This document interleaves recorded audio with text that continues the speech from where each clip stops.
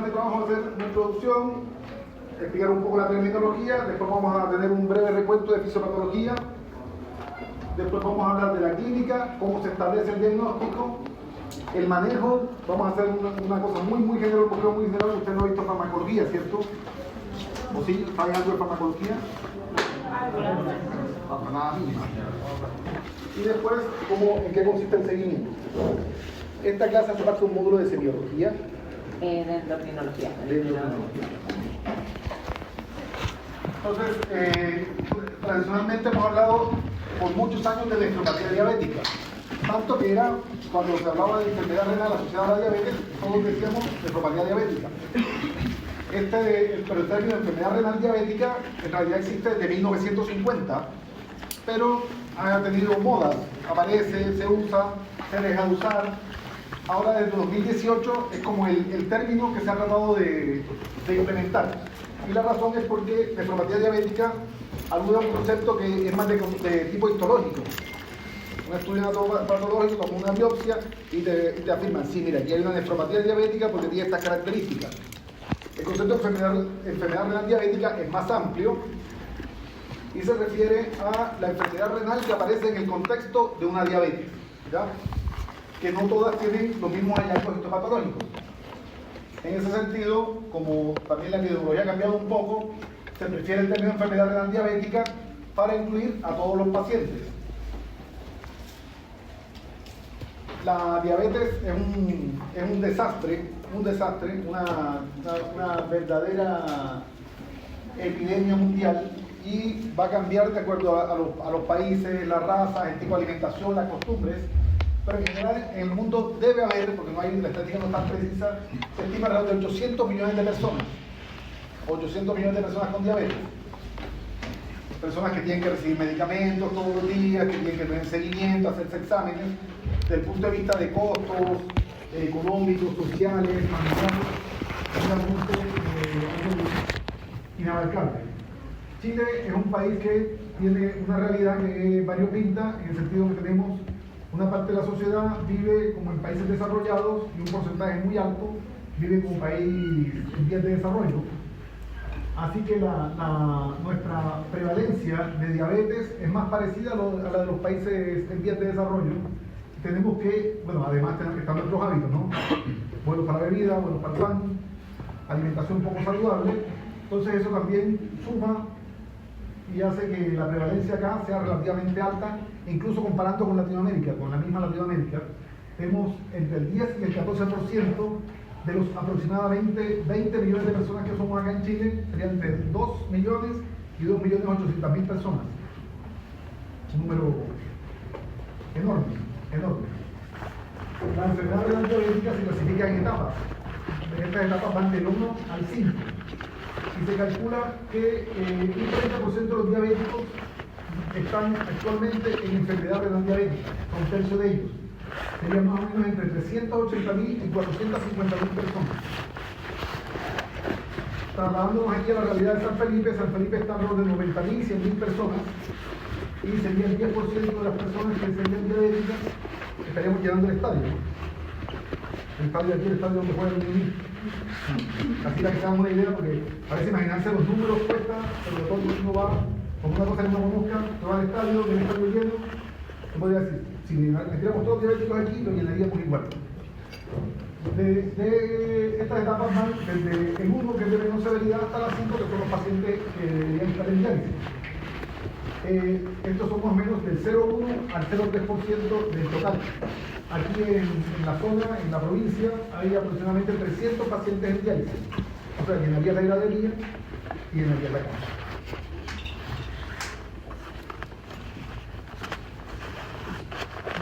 El condicionamiento de la aparición de la diabetes está dado por factores genéticos, factores ambientales, y hay una serie de factores que son modificables, que tienen que ver con la edad. Las personas entre más edad, su páncreas va a sufrir más y va a tener tendencia a que sea más fácil que desarrolle diabetes, no se cuidó.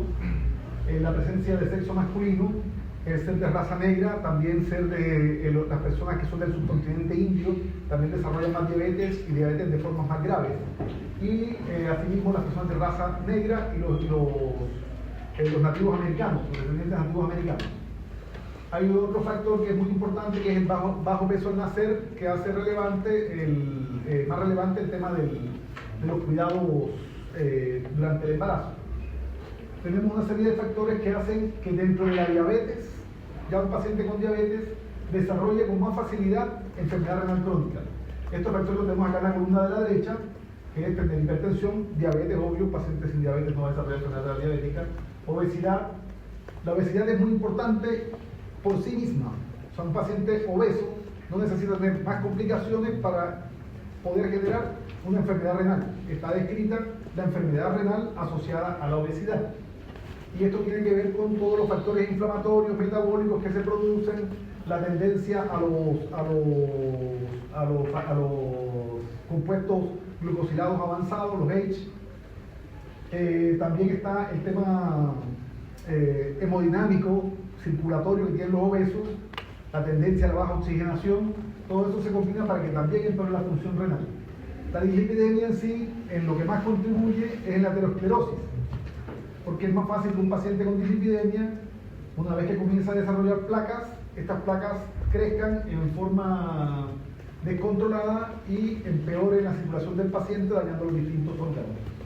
El tabaquismo hace parte también de los factores modificables. Chile también, otra bandera que tiene, es uno de los países con más tabaquismo de la región. Afortunadamente parece que está cambiando, parece que ahora la juventud está fumando un poco menos, pero el tabaquismo en sí influye principalmente por su efecto sobre el óxido nítrico en la formación de las placas y el desarrollo de esas placas a futuro. La hiperuricemia, que es la elevación del ácido úrico en sangre, metabólicamente puede ser un factor primario. Hay personas que sufren de gota porque heredaron un trastorno metabólico de su familia, pero además aparece una hiperuricemia asociada a la enfermedad renal, ¿ya? Por sí misma la enfermedad renal, sin que el paciente tenga una condición genética que lo propicie, puede tener hiperuricemia. Y la hipoalbuminemia, que aparece principalmente en pacientes desnutridos. Los pacientes desnutridos pueden desarrollar un tipo de diabetes, la diabetes tipo 5, pero también tenemos los pacientes con diabetes clásica tipo 2 que desarrollan un síndrome nefrótico, pierden albúmina, y esa pérdida de albúmina hace que la retención de líquido dentro del torrente sanguíneo por pérdida de presión oncótica sea menor, y así la perfusión de los tejidos también es menor. Existe una serie de factores que son inherentes a la enfermedad renal crónica como tal. Son situaciones que comienzan a aparecer asociadas a la enfermedad renal crónica. Entre estos tenemos estos pacientes. Ustedes saben que el mesangio produce eritropoyetina, que es la hormona que estimula la producción de células de la línea roja. Tienen déficit de producción de eritropoyetina, además por su tema nutricional, por el pH, la absorción de hierro no es la mejor, y suelen tener anemia. Y está también el tema de la inflamación crónica. Además, estos pacientes desarrollan alteraciones del metabolismo mineral óseo. Suelen tener, cuando ya llegan a la etapa 3, cerca del final de la etapa 3, normalmente en la etapa 3B, que ahora vamos a hablar esto de las etapas, de pronto estoy hablando una cosa media rara, pero ahora vamos a hablar de las etapas. En la etapa 3B, la mayoría de los pacientes ya tienen por lo menos un hiperparatiroidismo incipiente, por lo menos. Esto va a condicionar que haya menos calcio, o puede haber producir hipercalcemia. El fósforo sí tiende a subir siempre, y este fósforo se quela y empeora la aterosclerosis también. La PTH por sí misma, relacionada con el factor de crecimiento 23, también hace que la aterosclerosis se acelere y empeora el riesgo cardiovascular. Y tenemos la tendencia a la acidosis metabólica.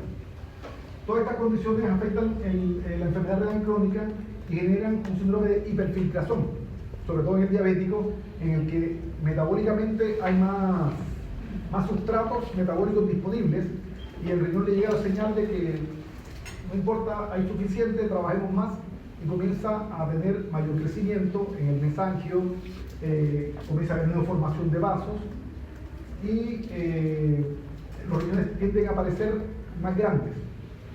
Ustedes debieron tener en algún momento, o van a tener una clase de enfermedad renal crónica. ¿Ya la tuvieron? Sí. En semiología, muy bien. Entonces, en la enfermedad renal crónica tenemos una serie de patrones ecográficos, ¿cierto? ¿Les hablaron de eso? De las ecografías. Entonces tienes un grupo de pacientes que tienen riñones chicos, ¿cierto? Nefroesclerosis, hipertensión, ancianos, aterosclerosis. Tienes un grupo de pacientes que tienen los riñones que son quísticos, pacientes con enfermedad renal poliquística, que es particular a un grupo de enfermedades más acotado. Y tienes el grupo que tiene riñones grandes, ese es más reducido. Y principalmente está dado por la diabetes y las paraproteinemias. Estos pacientes, cuando le hacen una ecografía, tienen riñones grandes. Y después está el grupo de riñones de tamaño normal, que tiene que ver más con enfermedades de progresión rápida, algunas enfermedades autoinmunes. La proteinuria en sí aparece relacionada con todos los mecanismos fisiopatológicos que algunos lo hemos conversado, lo vamos a conversar más adelante. La proteinuria, al final, la membrana basal con sus podocitos se afecta, permite el paso de proteínas y se comienza a perder mucha albúmina. Esa pérdida de proteínas en sí misma es un factor de riesgo muy importante, multiplica hasta por 4 veces en pacientes no diabéticos y por 16 en pacientes diabéticos el riesgo cardiovascular. Entonces un paciente que de pronto 50 años hipertenso tenía este riesgo cardiovascular enorme, no sé, un riesgo del 2-3% de tener un infarto, al progresar su enfermedad y aparecer la proteinuria, esto se multiplica por 16 si es diabético. Entonces casi un hecho que el paciente va a tener un evento cardiovascular mayor. ¿Ya? Esto es un diagrama de los mecanismos biológicos por los cuales se termina produciendo el daño renal. Es un poco un resumen de lo que ya conversamos. Al haber mucho sustrato, las proteínas se comienzan a glicosar en forma excesiva. Tenemos distintas vías metabólicas que conducen a la glucosilación de los tejidos. Además tenemos una alteración de la capacidad para producción de energía que redunda en que las nefronas en sí van a tener menos capacidad de defenderse, el organismo en general va a tener menos capacidad de defenderse y se produce más tendencia a tener infecciones crónicas, infecciones que pueden afectar también encima la función de los riñones. Toda esta maraña de procesos bioquímicos termina produciendo un incremento de la matriz mesangial. También produce alteración de los podocitos. Los podocitos son las células que están en la membrana basal, que son las que terminan filtrando al final. También se produce una tuburopatía por fibrosis, la glucosiliación, la aterosclerosis, endurece las arteriolas aferentes, las eferentes y los túbulos, y se termina habiendo una glomerulosclerosis. Se secan los glomérulos. Y finalmente tenemos la vía de la glucosilación excesiva. En resumen, tenemos los mecanismos son hiperfiltración glomerular, produce un aumento de la presión de filtrado que termina dañando los glomérulos, que son las unidades funcionales de la nefrona. La inflamación crónica contribuye a la fibrosis y al daño estructural. La fibrosis intersticial produce acumulación de matriz intracelular, principalmente en el mesanquio, que es el sitio que está entre las distintas nefronas, y por desplazamiento y por compresión termina siendo disfuncional. El estrés oxidativo produce mayores especies reactivas de oxígeno y hace que se genere daño celular de las distintas células que componen la nefrona, y la disfunción endotelial que termina generando mayor inflamación y disminución de la funcionalidad de las nefronas. Les hablaron de diabetes, ¿cierto? Ya tuvieron una clase antes de esta de diabetes. Sí. La diabetes, ¿cómo se diagnostica? Yo llevo en esto, yo me titulé en el 99. Cerrado. Y hemos visto, todos estos criterios han aumentado, han disminuido, pero la tendencia es más o menos esta. Estos son los criterios de la ADA de este año. Y tenemos que volver al concepto de prediabetes, que lo hemos dejado atrás hace tiempo. Ahora retomaron el prediabetes para que se había dividido en dos grupos. Nuevamente volvió el criterio prediabetes. Y tenemos, los criterios son glucosa plasmática en ayuno mayor a 126 miligramos por decilitro. Una prueba de tolerancia oral a la glucosa que es estandarizada con 75 gramos de glucosa en estricta ayuna mayor de 8 horas, que a 2 horas produce una glicemia de 200 miligramos por decilitro.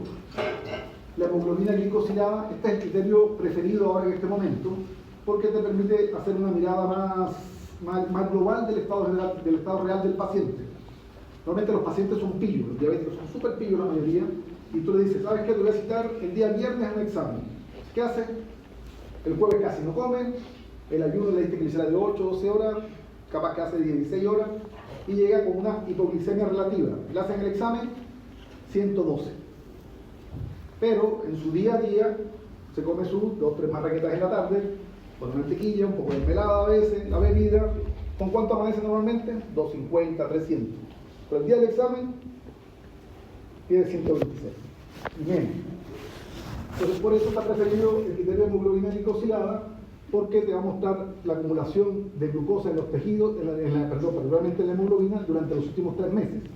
Así que ahí no tiene forma de engañar el sistema. Y tenemos una glucosa a cualquier paciente de diabetes. Los criterios de prediabetes son un poco menos estrictos y se refiere a un estado en el que el paciente tiene cierta tendencia a la hiperglicemia, pero que la generación de daño no es tan importante. Y ahí me quiero detener un poco. Estos pacientes con prediabetes oscilan en etapas de su vida en las que están diabéticos y en la etapa en la que están prediabéticos. Pero les decía que hay una época en la que se cuida más, una época en la que se cuida menos, se demora mucho tiempo en pesquisar realmente la diabetes. Ahora que se introdujo la hemoglobina glicosilada, que antes no estaba estandarizada para el diagnóstico, es más fácil que lograr pillarlos en eso. Pero estos pacientes, se les preguntaba, ¿hace cuánto que usted es diabético? Primero se daban 10 vueltas para responderte, y al final te decían, no, hace 2 años. 2 años que el doctor me dijo que era diabético. Ya, y tú le miras el cuello del paciente. ¿Quién se acuerda de qué cosa semiológica hay en el cuello de los pacientes diabéticos? Ya, muy bien. Además, el paciente con una cintura 95, 98 centímetros. Este paciente, imposible que sea diabético. Y le comienza a preguntar, ¿y hace cuánto que pesa esto que pesa? No, yo hace de joven que soy gordito, doctor, siempre me dice sanito. Entonces, este paciente probablemente era diabético más tiempo. Y eso es importante porque el tiempo de evolución de la diabetes también tiene que ver con el tiempo de aparición de las complicaciones, particularmente la que nos atañe, que es la nefropatía diabética. Normalmente un paciente con menos de 5 años de diabetes efectiva, no va a tener nefropatía diabética. De hecho, es un criterio que te obliga a ti a buscar otros orígenes de la nefropatía, del daño renal. Porque un paciente necesita cierto número de años para desarrollar. Ahora, ¿cómo hace el diagnóstico de enfermedad renal diabética? Lo primero, tienes que medir la tasa de filtración glomerular. Esto tiene varias formas de hacerse, ¿cierto? Puedes hacer una medición directa que se hace con orina de 24 horas, recolectas toda la orina de las 24 horas, calculas el peso del paciente y hay una ecuación que es la que lo calculas. Es súper práctico, poco reproducible y muy tendiente a errores. Se mide la de la orina y la de la sangre y tratar de hacerlo con eso no es reproducible, sobre todo hablando de los números que estamos hablando. Estamos hablando de 450.000 personas en Chile. Si tú tratas de hacerle un examen que dura 24 horas a cada uno de ellos, el gasto, que ya es enorme, se te va a multiplicar mucho. Entonces, esto se ha llevado a un tipo de ecuaciones que se utilizan para calcularlo. Hay una medición que se hace teniendo en cuenta la edad, el peso y la creatinina del paciente. La creatinina, como ustedes saben, es una sustancia que es producto del metabolismo proteico de los músculos, que se produce a una tasa fija y que el riñón la elimina a una tasa fija también. Es así como, con estos datos, el peso del paciente, la edad y la creatinina, solo podemos estimar a qué velocidad está trabajando ese riñón. Esta velocidad se calcula en ml minuto, la cantidad de orina que filtra el riñón, la cantidad de sangre en realidad. Pero esto también tiene sus dificultades porque hay ciertas circunstancias que pueden afectar la precisión de este cálculo, como por ejemplo la deshidratación, edad avanzada, pacientes que están muy hipertensos, infecciones activas, trastornos de la coagulación, ciertos medicamentos. Entonces, para superar ese escollo que genera el cálculo de esa ecuación, se estandarizaron una serie de ecuaciones, de estas hay 8, 10 distintas. Y la que en este momento más se tiene en cuenta es la CKD-EPI, que tiene una fórmula súper compleja de ecuación, pero en todas las plataformas telemáticas está disponible para cálculo. Y es la que en realidad se utiliza para el seguimiento. Es muy importante, ustedes van a ser primero médicos de atención primaria, ustedes van a hacer esto por lo menos, mientras sean médicos, por lo menos una vez al día, por lo menos. Entonces, es importante primero, si ustedes van a calcular la función renal de un paciente, saber si el paciente está en condiciones como para hacerlo en ese momento. Por ejemplo, no sé, está viendo un paciente por una pielonefritis. Esa creatinina que le ves en ese momento no es una creatinina fiable como para tú decir cuánto tiene realmente el paciente de función renal. Ese paciente está inflamado, tiene una nefritis intersticial bacteriana, ¿no? El dato no va a ser relevante, ¿ya? Y escoger un momento de reposo del paciente, que esté con una presión adecuada, que no esté recibiendo fármacos extra, y ese es el momento para hacerlo. El otro elemento para el diagnóstico de enfermedad renal diabética es la medición de la albuminuria. Esta medición también tradicionalmente se hacía, recolección de orina 24 horas, los que han estado en el hospital han visto así unos frascos gigantes debajo de las camas a veces, que se hace recolección de orina. Esos frascos los usamos antes para recolectar la orina 24 horas y medir la albuminuria. Ahora también se utiliza un cálculo que tiene en cuenta la creatinina, la creatinuria y la proteinuria. Ahí les puse un ejemplo porque es algo súper práctico. El paciente llega, usted sospecha de enfermedad renal crónica, le pide una creatinuria y una albuminuria, una microalbuminuria en realidad. Y él le llega con esos dos datos. Para el ejemplo, vemos que la albúmina en orina era de 100 miligramos por decilitro y la creatinina de 100 miligramos por decilitro. Entonces nos vamos a la fórmula que simplemente es dividir el uno por el otro y nos da 1 miligramo por miligramo. Este ejemplo es más fácil porque los números son cerrados, lo dice así para que sea más fácil entenderlo. Esto lo debemos convertir en miligramos por gramo porque va a ser más eficiente a la hora de los seguimientos. Usted se va solamente a los gramos, las unidades, los tramos son muy grandes. En cambio, si es por miligramos, es más fácil precisar en qué rango está el paciente. ¿Cuánto es normal de la medición de la albuminuria? Lo normal es que el paciente tenga menos de 30.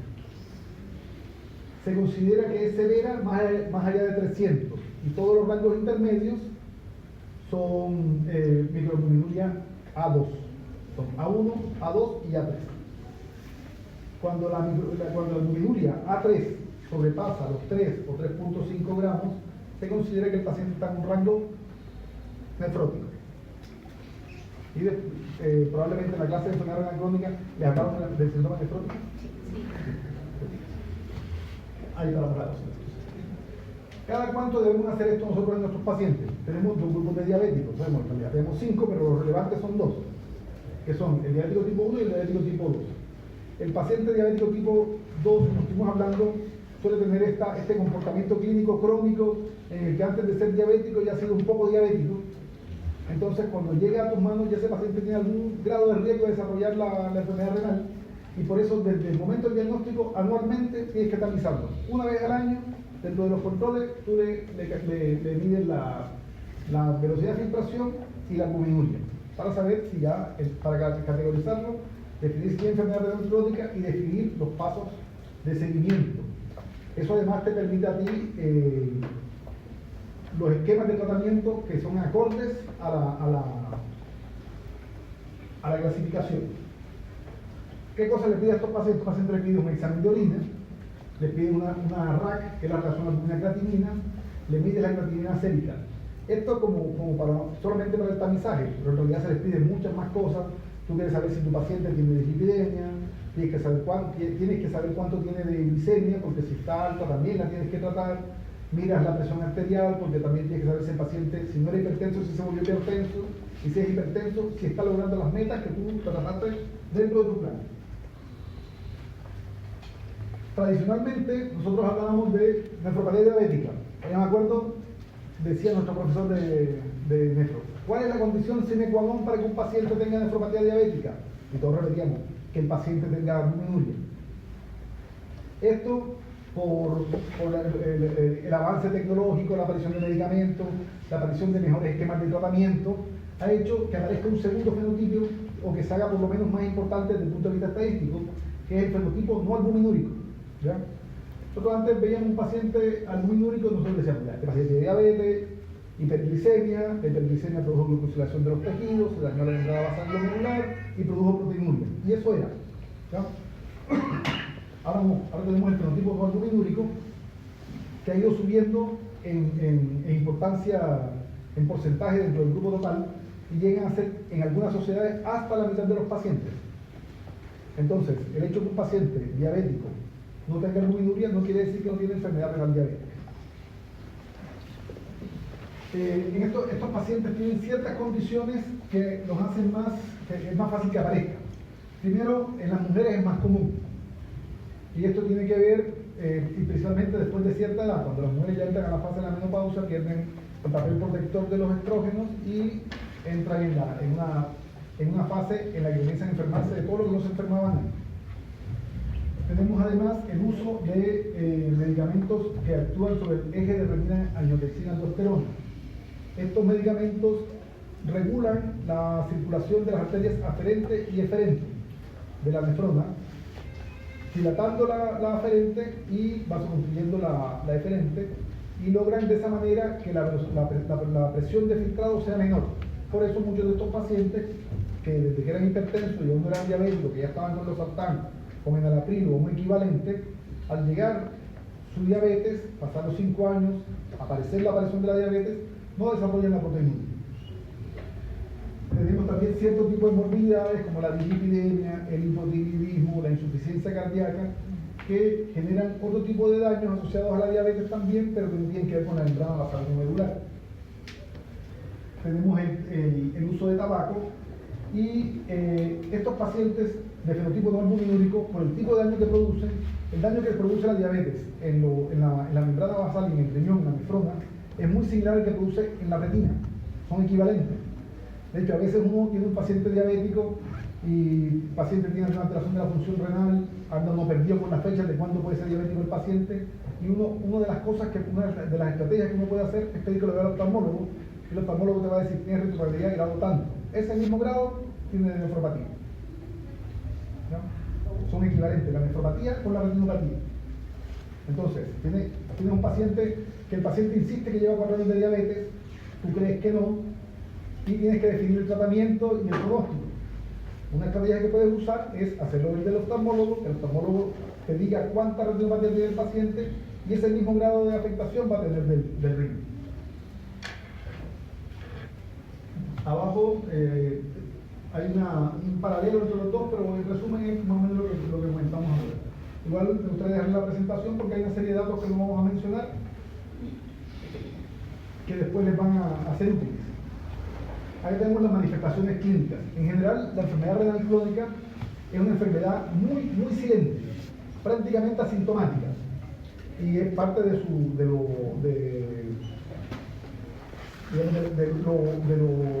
mal pronóstico que logra tener. El paciente está gravemente enfermo de enfermedad renal crónica, no está filtrando casi nada y no se siente absolutamente nada, o cree que no se siente nada.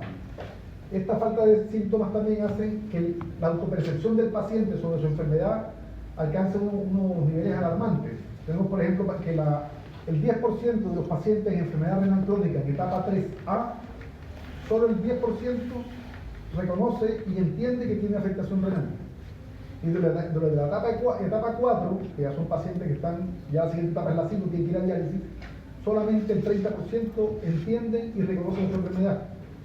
Entonces, en ese sentido, lograr que esos pacientes que ni reconocen ni entienden su enfermedad, que sigan un plan de trabajo, que suele ser más o menos complejo, porque implica cambios en estilos de vida, tomar más de 2 medicamentos, hacerse controles más seguidos, es una tarea difícil.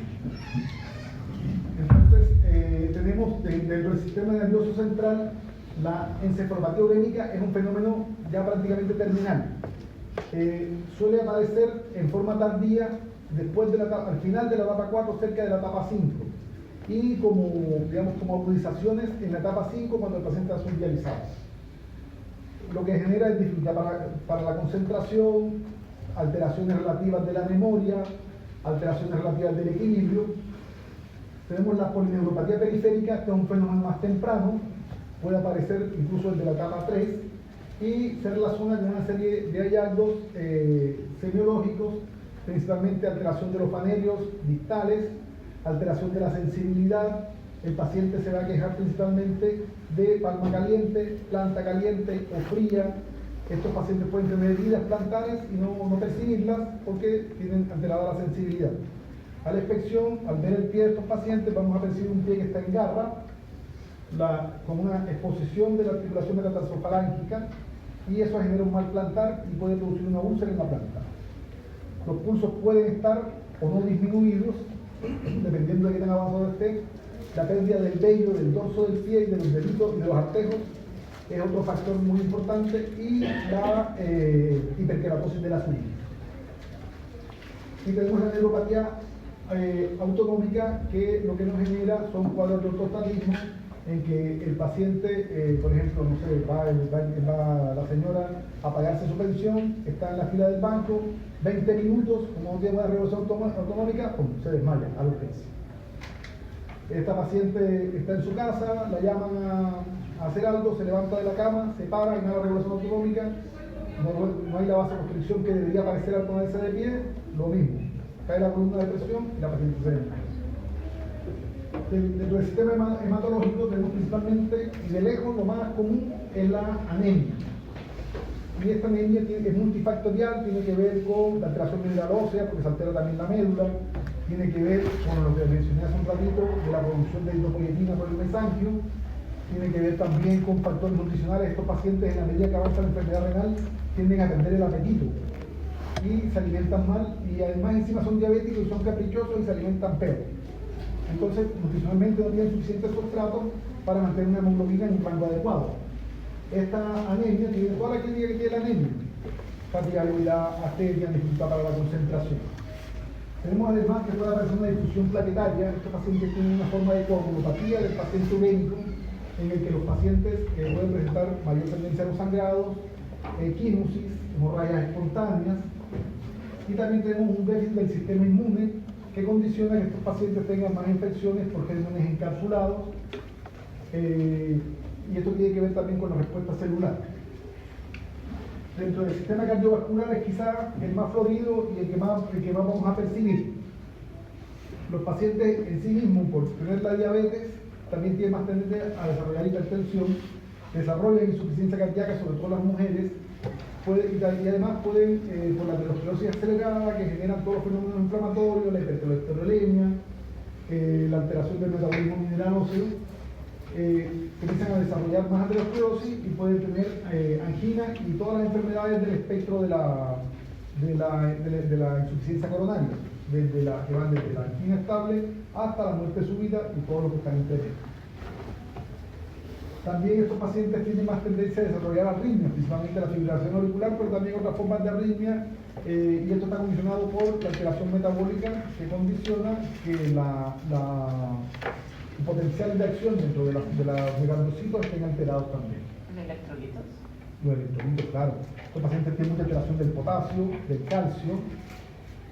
Por ejemplo, los pacientes, un ejemplo práctico, los pacientes con enfermedad renal crónica que están en etapa 3B, que ya van a pasar a la 4, que es cuando ya está llegando alrededor de 30, la mayoría, por disposición de las guías, tienen que estar con muñeca o con ARA2.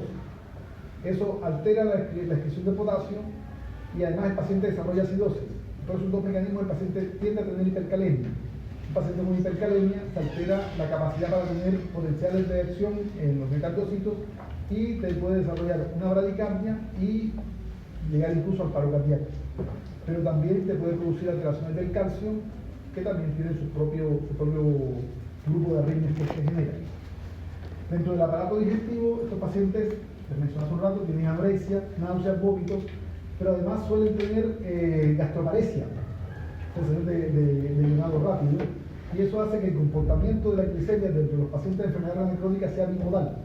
Tenemos un grupo inicial en el que son insulinoresistentes por todas las condiciones que tienen los pacientes, y suelen requerir dosis altísimas de insulina, y el paciente además en ese momento vemos no está tan inflamado de la parte digestiva y maneja glicemias altísimas.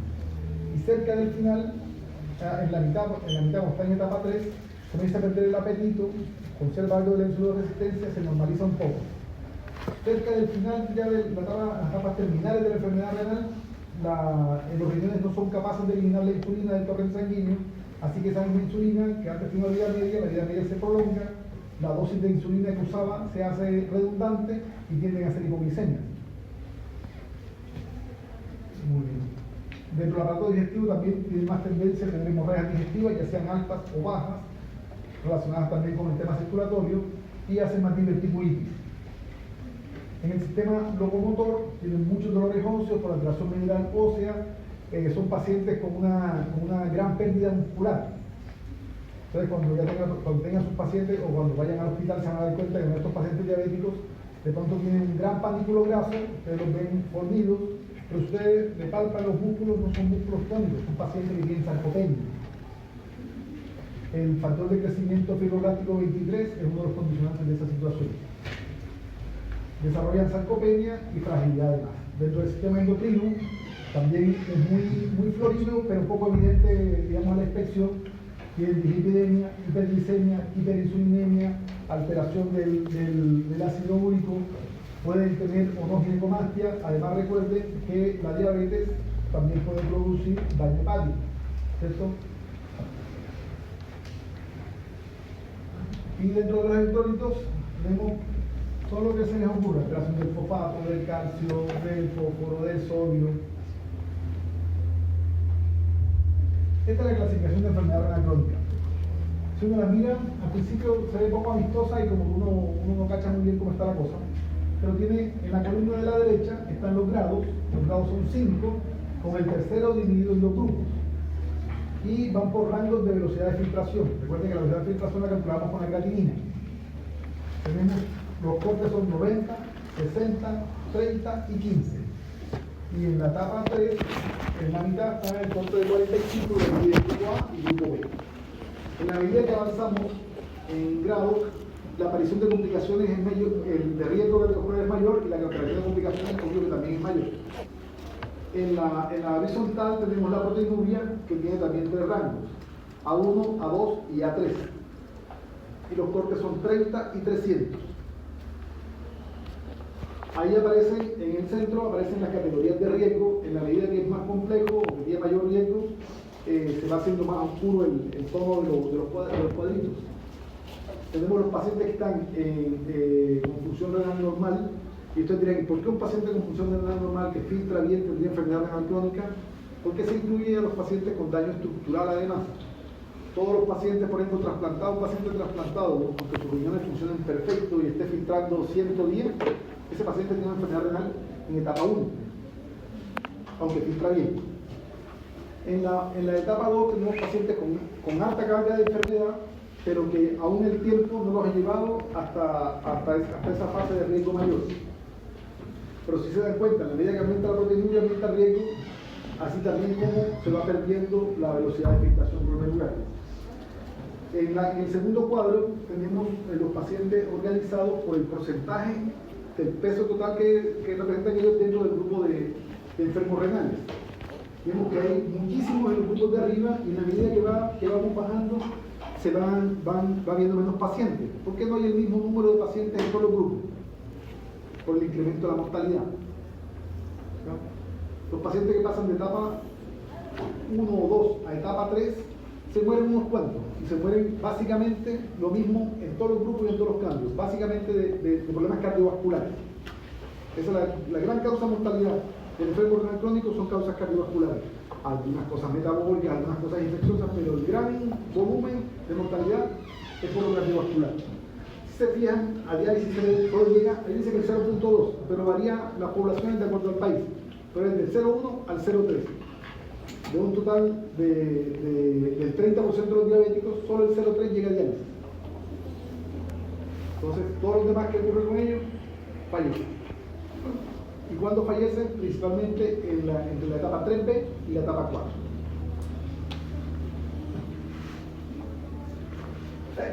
Esto lo digo para sensibilizarlo respecto de la importancia, el peso que tiene esto en el pronóstico de los pacientes. A veces uno ve el paciente y uno dice, mira, tiene un poco de proteinuria, tiene 120 de proteinuria. Oye, tiene 120, está en etapa 2 y su riesgo de mortalidad en este momento es aproximadamente del 5 al 7%. No es tampoco el hallazgo. Y eso también nos obliga a nosotros a tomar una serie de medidas terapéuticas para disminuir el riesgo en ese paciente. Este cuadradito lo que nos muestra es lo mismo, pero acá lo que nos muestra es el número de controles que deberían tener estos pacientes anualmente. Ya quisiéramos nosotros estar cerca de estos. Vemos que los pacientes de bajo riesgo, un control al año; los de riesgo intermedio puede ser un control o 2 al año; los de riesgo moderado deben tener por lo menos 2 controles al año, y todos los demás deben tener entre 3 y 4 controles al año. Nosotros acá, con suerte, en los de riesgo alto, estamos logrando 2 controles, porque el volumen de pacientes es muy alto. Acuérdense que llenamos el estadio. Si ese estadio lleno, tiene que verlo entre 3 y 4 médicos. Es difícil lograr los números para que el seguimiento de estos pacientes sea adecuado. Bueno, ¿qué hacemos con estos pacientes? Estos pacientes tienen un esquema de tratamiento que es un soporte general, que yo creo que es la parte en la que nos podemos centrar desde el punto de vista terapéutico. Estos pacientes tienen que tener un control estricto de la glicemia y una meta que hay que perseguir a rajatabla, que es lograr una volumétrica glucosilada menor a 7. Pero esto tiene también un pero. Si usted tiene un paciente de 90 años que está recién partiendo su enfermedad renal crónica, las medidas que va a tomar van a hablar de su pronóstico de vida a 5 años. Difícilmente vamos a impactar ahí, ¿cierto? 90 o 95 años difícilmente vamos a impactar. Pero tenemos también pacientes más jóvenes que son frágiles porque están secuelados de alguna complicación que le produjo su misma diabetes. Son pacientes que tienen dificultades en el cuidado, en el desplazamiento, en la comprensión de indicaciones, pacientes desnutridos, y siempre el riesgo asociado a una hipoglicemia es infinitamente más alto que el de una hiperglicemia. Los pacientes pasan décadas hiperglicémicos y no es que los mata eso agudamente, pero un paciente de una sola hipoglicemia se puede morir o puede quedar con secuelas. Entonces, si son pacientes con alto riesgo de hipoglicemia, es mejor plantearse una dieta más modesta, que sería entre 7 y 5 y 8. El control de la presión arterial. Estos pacientes, lo que dice la norma CADIGO, la guía CADIGO, es la norma que regula la enfermedad renal crónica y es una institución que involucra universidades, institutos de investigación y generan una guía cada cierto tiempo, que es por la que nos basamos para el manejo. ¿Qué indican ellos? Menos de 120-80. También tiene su pero. En pacientes añosos, una persona con aterosclerosis importante, de 75 años, normalmente cuando llega a 130-85 se marea. Ese paciente, usted se pone creativo y se emociona, le sube la dosis de un medicamento, el paciente se levanta en su casa, se marea, hace una embolización ortostática, se cae y hace un hematoma subdural y lo salvamos de la enfermedad renal crónica, pero lo dejamos con secuelas neurológicas. Entonces, en pacientes adultos mayores que toleran más la hipotensión, es mejor ser prudentes, porque también los resultados que vamos a lograr van a ser más modestos. Recuerden que lo mejor es enemigo de lo bueno. Perdón, que le interrumpa. Sí, bueno. A las 3:30 tenemos otra clase. Bueno. Otro Y son las 3:30. 3:25. Perfecto. Vamos a avanzar más rápido. Acá tenemos el grupo de pacientes que deberían ir a evaluación por nefrología, que son los pacientes en los que por tiempo de evolución aparecen situaciones que no deberían estar ahí. Pacientes en los que aparece proteinuria muy rápido, pacientes con hipertensión refractaria, pacientes con trastorno de equilibrio ácido-base, principalmente la acidosis, que es refractaria al tratamiento, pacientes en los que el origen de esta enfermedad crónica nos genera una duda razonable de que puede ser de otro origen. Se refiere esto, por ejemplo, a pacientes con indicios de enfermedad autoinmune, pacientes con los que sospechamos que puede ser una infección crónica la que está produciendo el problema, o que algún fármaco está produciendo el problema. En esos pacientes, todo ese grupo de pacientes tienen que ir a nefrología. No son para consultorio, no son para esto acá de la biopsia lo pasamos. Esto es para decirle que la toma de biopsia en pacientes que son estrictamente diabéticos no tiene mucho sentido, porque aunque existen 5 estadios en la clasificación, no se correlaciona muy bien la evolución de la alteración histológica con la aparición de hallazgos clínicos y la mortalidad. En ese sentido, la biopsia se toma para asegurarse que no se trata de otra enfermedad y para definir el manejo.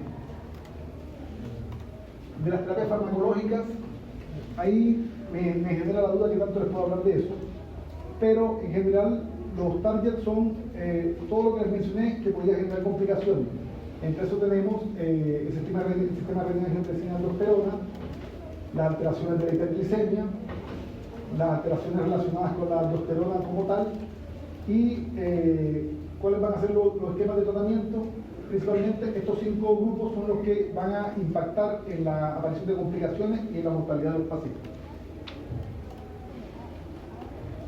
Acá había hecho un resumen de cada grupo uno por uno, pero no parece que no, me parece que es mucho. A ver.